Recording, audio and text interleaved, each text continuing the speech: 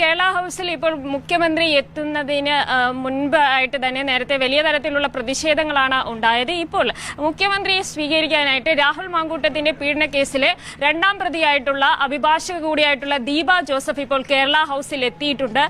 ഇത്തരത്തിൽ സുപ്രീം കോടതിയുടെ ഭാഗത്ത് നിന്ന് തന്നെ വലിയ തരത്തിലുള്ള വിമർശനം നേരിട്ട, പ്രത്യേകിച്ച് അതിജീവിതയെ അധിക്ഷേപിച്ചതിൽ വിമർശനം നേരിട്ട അഭിഭാഷകയാണ് ഇപ്പോൾ മുഖ്യമന്ത്രി. എന്നെ പറ്റി പറയാൻ നിനക്ക് എന്താ അവകാശം? എന്താ നീ പറയണത്? എന്റെ പേരെടുത്ത് ഇവിടെ വാർത്ത ഉണ്ടാക്കാൻ എന്താ നിന്നോട് ആര് പറഞ്ഞേ? ക്യാൻസൽ ചെയ്തത്, ആ വാർത്ത ക്യാൻസൽ ചെയ്യ.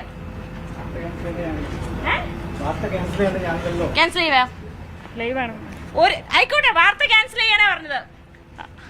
അതേ അവന്തിക, വാർത്ത നമ്മൾ കൊടുക്കുന്നതിന് തടയുന്ന തരത്തിലുള്ള ഒരു സമീപനമാണ് ഈ അഭിഭാഷകയുടെ ഭാഗത്ത് നിന്ന് ഉണ്ടാകുന്നത്.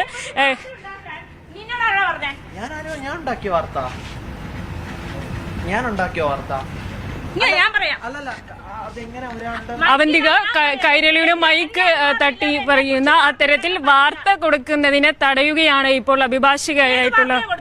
നീ കൊടുത്ത വാർത്ത ഏതാ മോളെ? നീ കൊടുത്ത വാർത്ത ഏതാ? നീ കൊടുത്ത വാർത്ത ഏതാ കൊച്ചേ?